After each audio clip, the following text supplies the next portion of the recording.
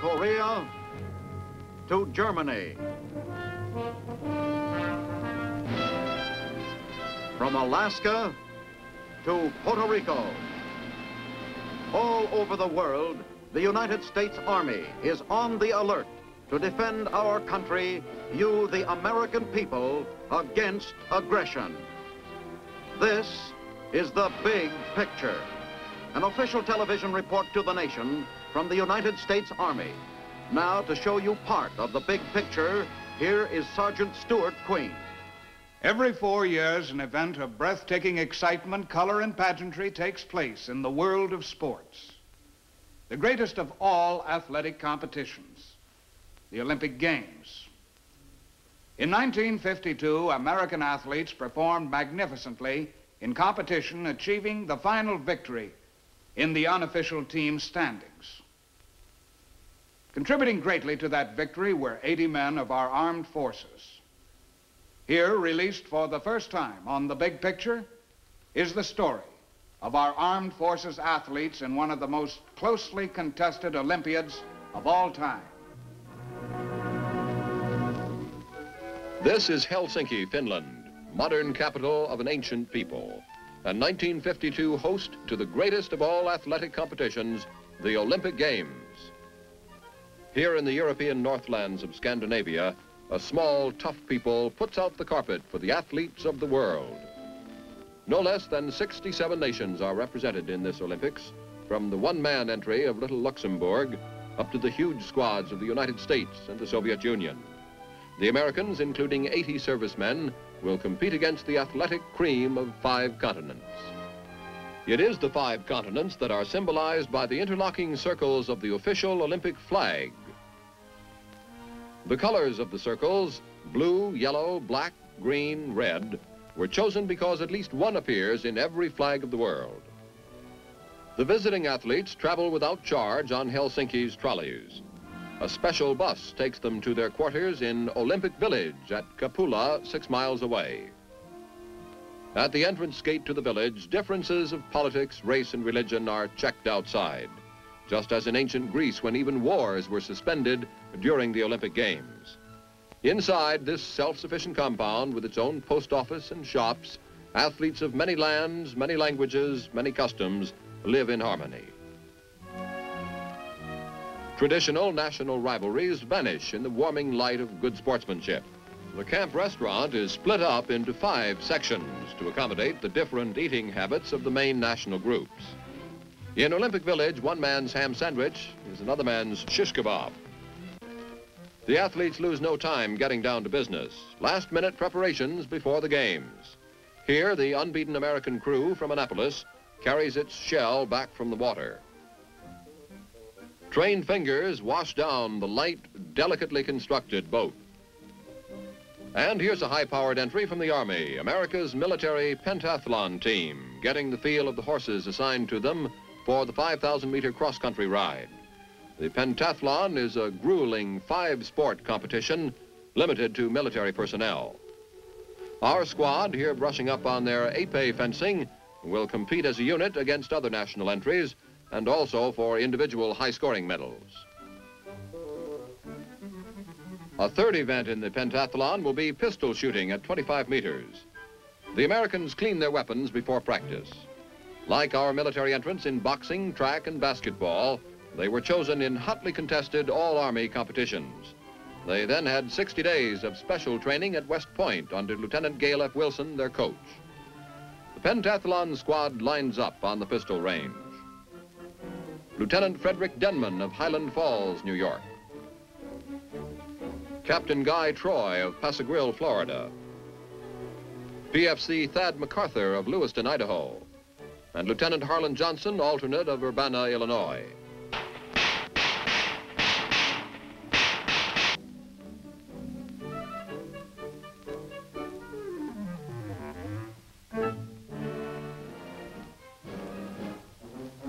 The official opening of the 1952 Olympics takes place in Helsinki Stadium, a lineal descendant of the Greek arena where the original races were staged 2,500 years ago.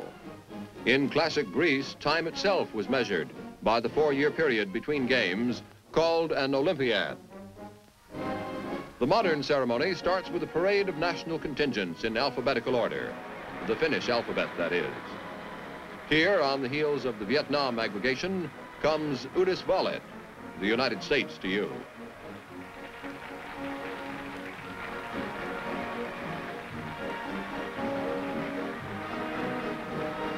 Norman Armitage, veteran New York fencer, carries the stars and stripes as the crowd of 70,000 lets out a welcoming roar. On the scoreboard behind the marching delegations is the Olympic motto, Citius, Altius, Fortius, faster, higher, stronger. The contestants march once around the stadium and then mass on the field before the tribune of honor. Now out of the past come the flying feet of Paavo Nurmi, Finland's 6-time winner of Olympic titles, bearing the torch that will light the Olympic flame. The torch has been carried northward across the face of Europe by relays of athletes, starting from Olympia in Greece, home of the first games in 776 BC. With the loping stride that gave him 4 gold medals at Stockholm in 1924, the great distance runner, who is now 55 years old, completes the circle around the track and lights the flame that will burn through the 16 days of the games. A 21-gun salute booming from the hills behind the stadium gives the signal for raising the Olympic flag. Doves, a symbol of peace, are released to fly above the stadium. It is a solemn moment, this proud acceptance of a heritage handed down from one of the world's great civilizations. The 1952 Olympic Games are on.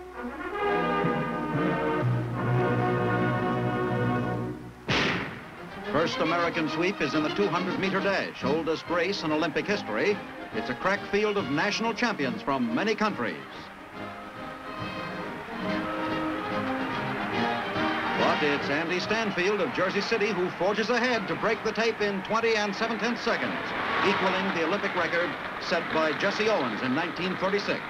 Second is Walter Baker of Elkhart, Kansas, with the bronze medal for third going to an Air Force sprinter, Jim Gathers of Brooklyn and Sampson Air Force Base. The 200-meter was the only event in the first 13 Olympic competitions. It was a single length of the track at Old Olympia, a distance known as a stade, from which our word stadium is derived.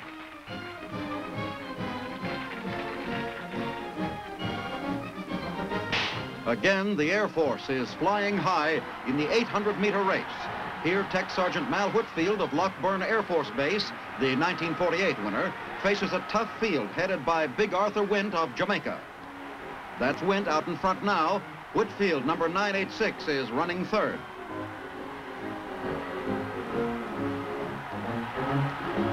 With 220 yards to go, the huge Jamaican is still out in front when the Korean veteran makes his bid.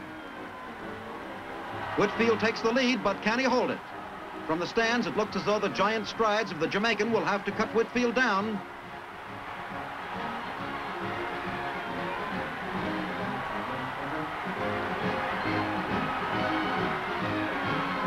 But Whitfield's smooth, easy stride is deceptively fast.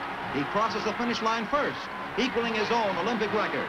The punishing pace is almost too much for Germany's Usheimer, who collapses at the tape but wins third place.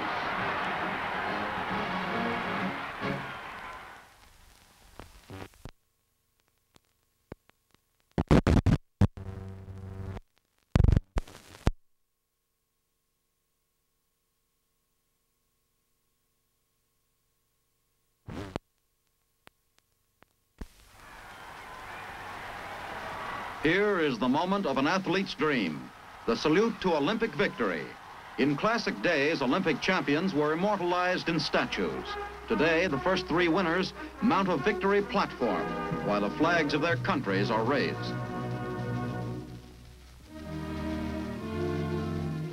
Other early point scorers were the Army's Jerry Biffle, Marine Bill Miller, Naval Lieutenant Ken Wiesner, and Army Lieutenant Walt Ashbaugh.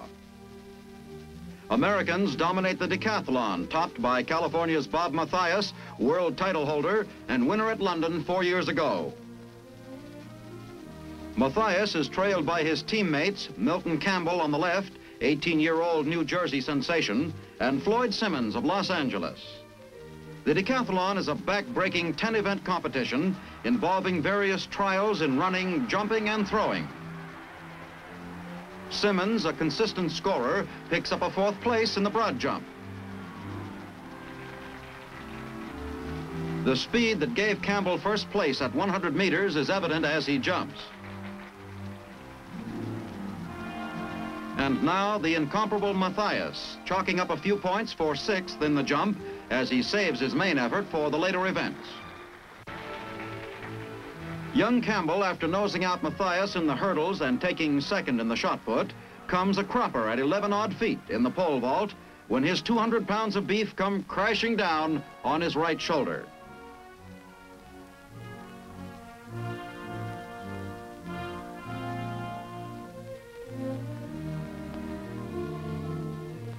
And now Bob Matthias again, whose final total breaks his own new world record established in the American tryouts a few weeks before. American brilliance in track has so far been matched by Soviet victories in gymnastics and women's events. Now, teams of the 2 big powers meet head-on in the finals of the 8-oared crew race. The unbeaten Navy crew, stroked by Ed Stevens Jr., is never seriously threatened after they fight off an early Soviet challenge. The Americans are in the near lane, the Australians on the outside, and the Russians in the middle.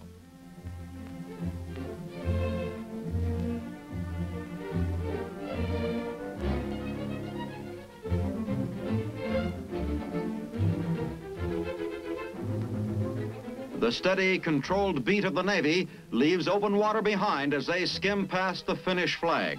A full 6 seconds before the red-jerseyed Russians pull up. Pressing the Russians hard is the Australian Shell, which finished 3rd. After their defeat, the Russian oarsmen invited the American champions over to the communist village for a big victory spread. In the water as well as on it, American entries topped the field.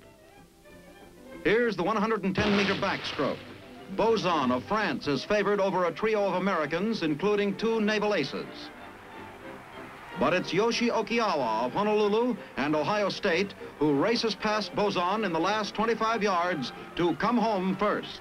In lane number 3 is big Jack Taylor of the Navy, world's record holder at 100 yards, who finished 3rd, just ahead of another naval ensign, Alan Stack. Private Tommy Kono from Sacramento, California, shows the way for the muscle men as the United States edges out the Russians in weightlifting. Kono wins the lightweight crown with a record 3-event total of 797.5 pounds. Jim Bradford, OCS candidate from Fort Benning, was granted special leave to compete in the heavyweight class. He placed 2nd, enabling the U.S. to outscore the Russians by a single point in the weights. And here's the big show for the Army, the wind-up of the all-military pentathlon with competitions in cross-country and swimming, the fencing, pistol, and cavalry contests having already been decided. The men run against a stopwatch rather than against each other, leaving at 1-minute intervals. Fred Denman, high scorer of the American squad, starts his trek around the 2.5-mile lake. Denman, a lieutenant in the Signal Corps, was a football and lacrosse man at West Point. The pentathlon arouses keen interest among Army men of the various nations. Off to a fast start is Captain Guy Troy, another West Pointer whose sports were lacrosse, track, and fencing. In distance running, the Finns and Central Europeans have traditionally made strong showings. Here comes Denman.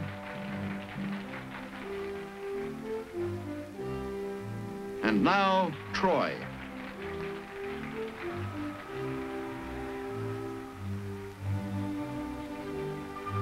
Up to here, it looks like a Finnish or Hungarian victory in the cross country.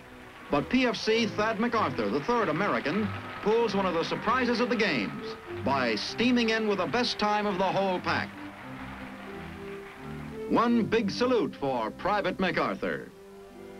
Here's MacArthur again picking up a third place for the American pentathlon team in swimming. The 23-year-old ordnance corpsman is holder of the first Army titles in swimming and steeplechase. Hitting the water nearest the camera is Captain Troy, already a high scorer in riding and shooting. Alongside him swims a red-capped Russian. By some quirk, although many lanes were used in these time trials, the Russian and American entries always wound up next to each other. This leads to an unusual incident in the next heat. Lieutenant Denman, swimming in lane 6, goes under for his turn and comes up in lane 7, a few feet behind the Russian assigned to that lane. The Soviets argued that Denman had frightened their man and should therefore be disqualified. They were overruled, and the American team finished 4th in the final standings. Track and field events continued into the second week of the games, and here's a fast heat of the 110-meter hurdles, won by California's Jack Davis. Davis was runner-up in an All-American final behind Harrison Dillard, with Art Barnard of the Navy finishing 3rd.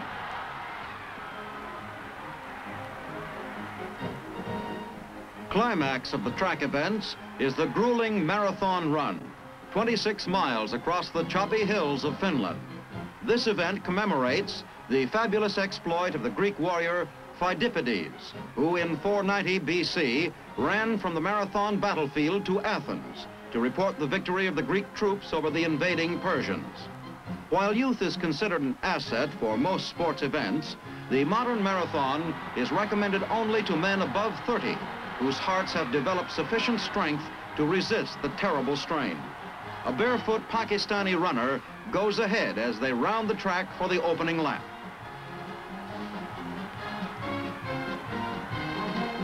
However, it's Jim Peters of England who leads as they head for the exit gate for the long jaunt over hill and dale.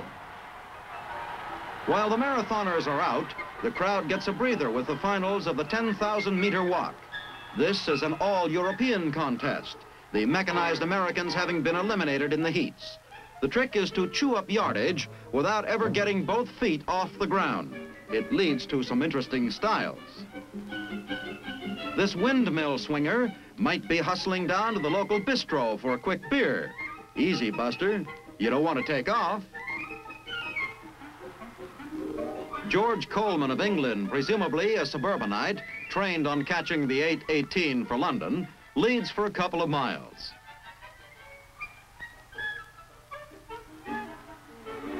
But once Mikkelson of Sweden takes over, he's never headed. Averaging about 8 miles an hour, he breaks the world's record and wins in what you might call a walk.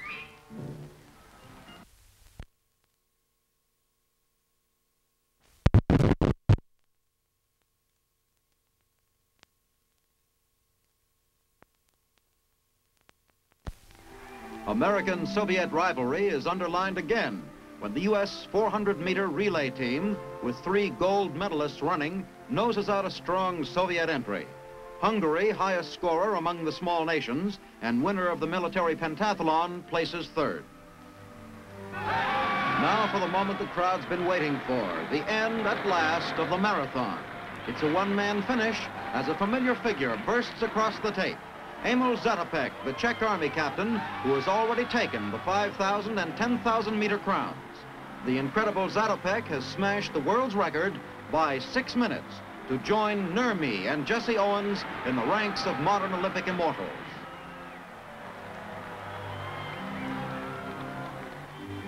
Water sports come to an exciting end in the diving finals. Pat McCormick of the United States sweeps the board in the women's competition, taking both the platform and springboard events.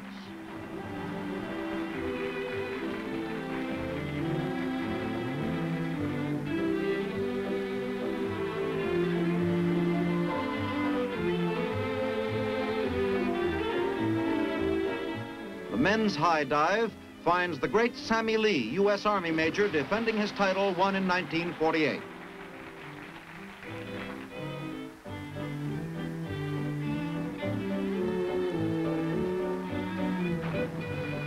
The little doctor from San Fresno is in superb form. but he gets stiff competition from Joaquin Capilla of Mexico.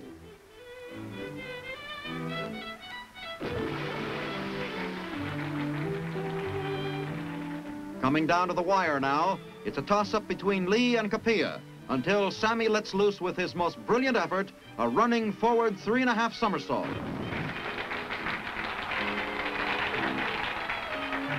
The judges' scorecards go up, registering the highest total awarded to any single dive in the competition. And Sammy Lee, whose parents were born in Korea, becomes the first 2-time winner in Olympic diving history.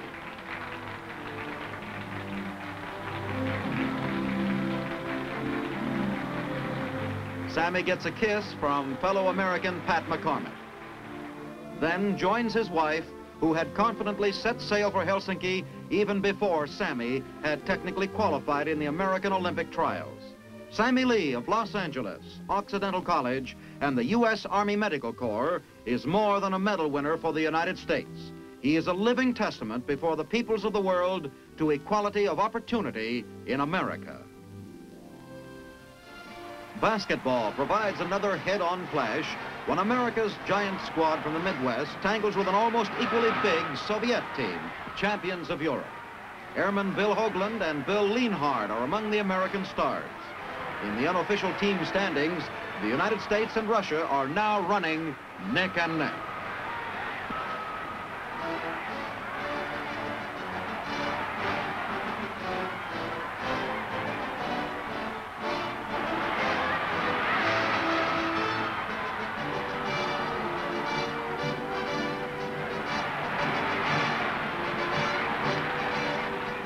The scoreboard soon begins to reflect the margin of American superiority.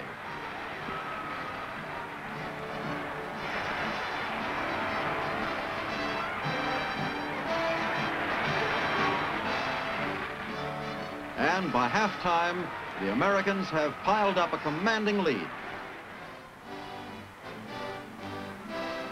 The Russians make good most of their chances on fouls, but the Americans are a shade too strong for them under the basket and wind up on the long end of an 86-58 score. Although defeated, the Russians were not eliminated, as no other team in the competition was able to beat them.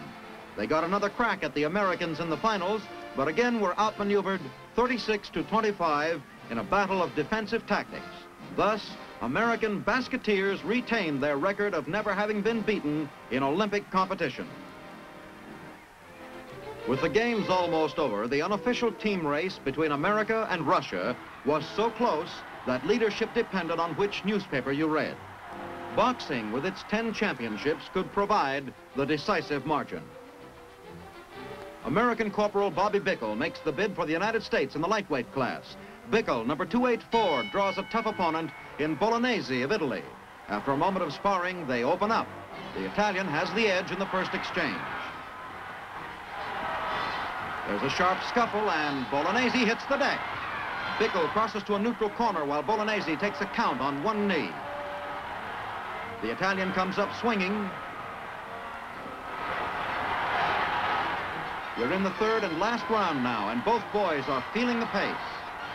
There's a rally by Bolognese. He nails Bickle with a stiff left, and Bickle comes back with a savage flurry of rights and lefts as the bell ends the fight.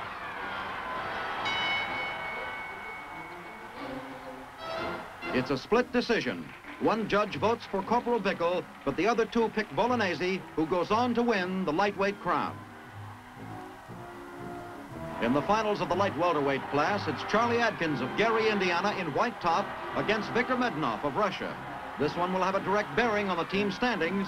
It's a jolting, savage battle for this first round, with Adkins throwing hooks and uppercuts at close quarters and Mednov standing his ground.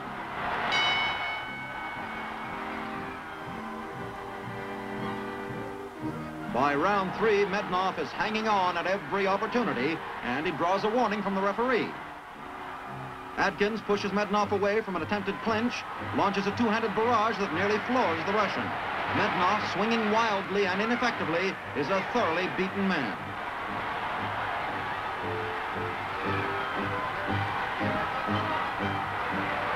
Adkins victory gives America its second gold medal in boxing. 2 more follow, and then the concluding heavyweight final is up to Big Ed Sanders. Sanders, a seaman recruit at the San Diego Training Center, has steamrollered all opposition so far. Now he meets Ingemar Johansson of Sweden. It's a slow start, and Johansson shows no interest in making it any faster. Sanders stalks him, but the Swedish heavyweight dances away. Johansson hugs those ropes, then he hugs Sanders.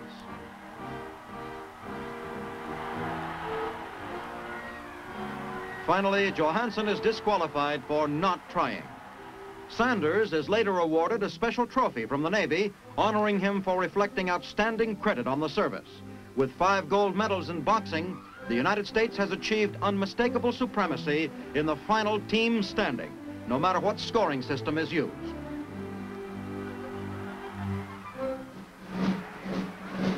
The thrills of competition are over for this Olympiad.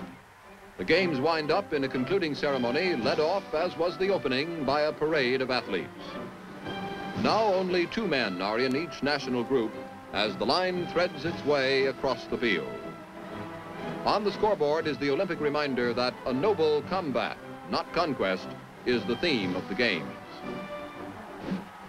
Finnish military drummers beat out a sonorous roll as the games are formally closed.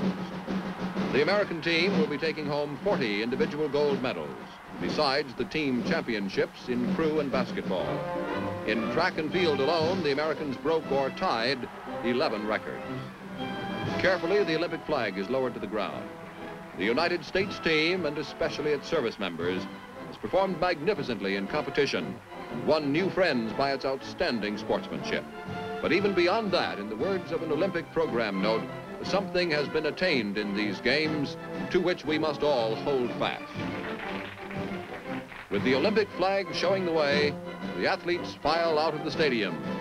Meet again, they hope, in Australia in 1956.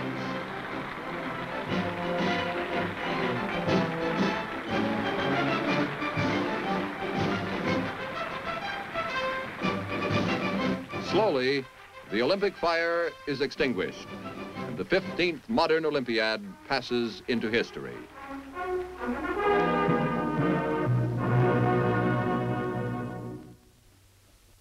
Champions of the armed forces, displaying the teamwork, sportsmanship, and will to win, which are the ingredients of victory on the athletic field or on the battlefield. Now, this is Sergeant Stuart Queen, inviting you to be with us next week when we will present another story in the Big Picture. The Big Picture is a weekly television report to the nation on the activities of the Army at home and overseas. Produced by the Signal Corps Pictorial Center. Presented by the U.S. Army in cooperation with this station. You can be an important part of the Big Picture.